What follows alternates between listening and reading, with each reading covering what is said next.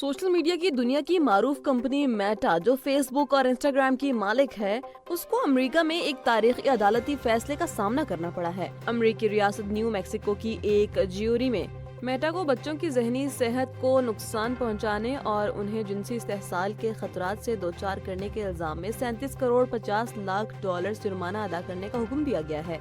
ये अपनी नौयत का पहला मौका है कि किसी अमेरिकी रियासत ने बच्चों के तहफ़्फ़ुज़ के मामले पर मेटा के खिलाफ इतनी बड़ी कानूनी कामयाबी हासिल की है।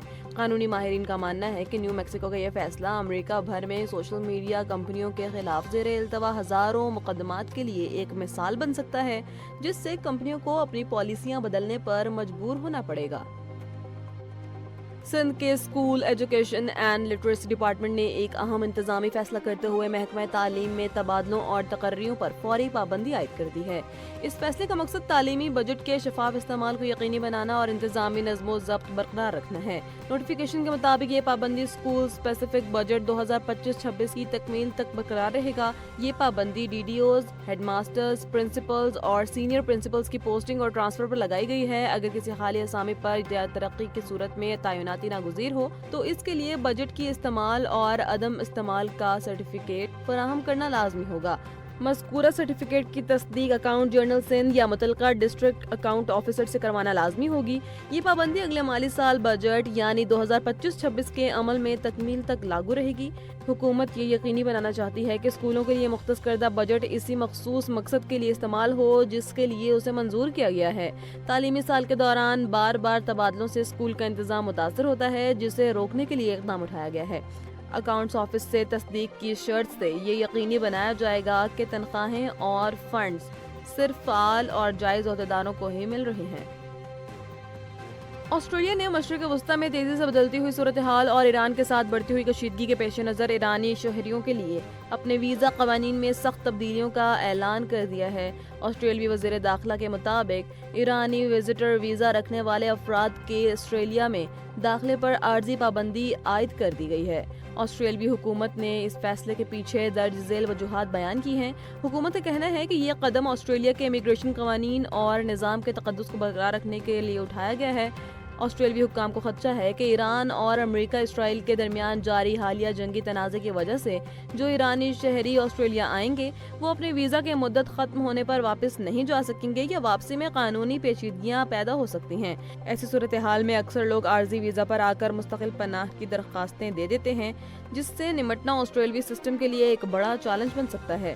वो ईरानी शहरी जिनके पास पहले से विजिट वीज़ा मौजूद हैं वो भी इस आर्जी पाबंदी की वजह से फ़िलहाल ऑस्ट्रेलिया का सफ़र नहीं कर सकेंगे। इस फैसले से ऑस्ट्रेलिया और ईरान के दरमियान सिफारती सर्द मोहरे में मज़ीद इजाफा होने का इम्कान है।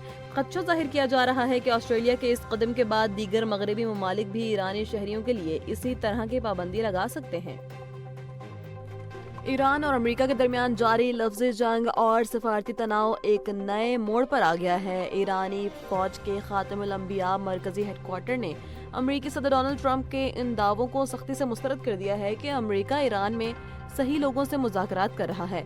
ईरानी तर्जुमान ने ट्रंप के बयानिए को उनके अंदरूनी इख्तलाफात और नाकामी का नतीजा करार दिया है।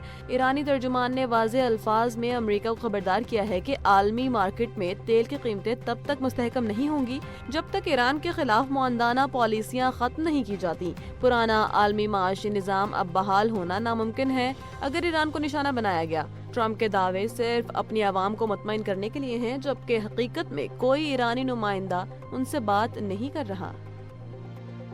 मशरिक़ वस्ता में जारी जंग के शोले अब खलीजी ममालिक तक फैल गए हैं। कुवैत इंटरनेशनल एयरपोर्ट पर होने वाले हालिया ड्रोन हमले ने खित्ते में सिक्योरिटी की सूरत हाल को मजीद संगीन बना दिया है।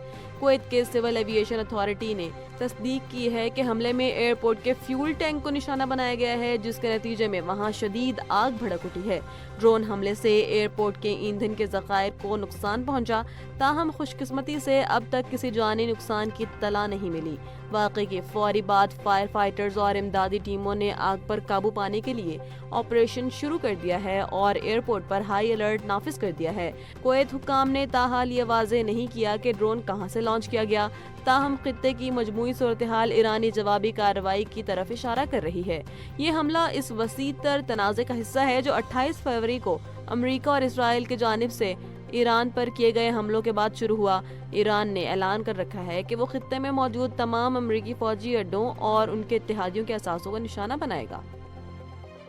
پاکستان سٹاک ایکسچینج میں آج زبردست تیزی دیکھی گئی ہے، جہاں 100 انڈیکس نے 1800 سے زائد پوائنٹس کے اضافے کے ساتھ 1,55,000 کی تاریخی سطح عبور کر لی ہے۔ معاشی ماہرین اس تیزی کو ملک میں جاری حالیہ سفارتی سرگرمیوں اور توانائی اور ٹیلی کام سیکٹر میں ہونے والی بڑی پیش رفتوں کا نتیجہ قرار دے رہی ہے۔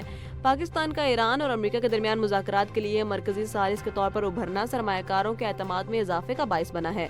ٹیلی کام سیکٹر میں یوفون اور ٹیلی نار کے انضمام کی منظوری نے مارکیٹ میں مثبت لہر پیدا کی ہے۔ OGTCL کی جانب سے ملک کے پہلے افقی آئل کنویں سے پیداوار کا آغاز معیشت کے لیے خوش آئند قرار دیا جا رہا ہے۔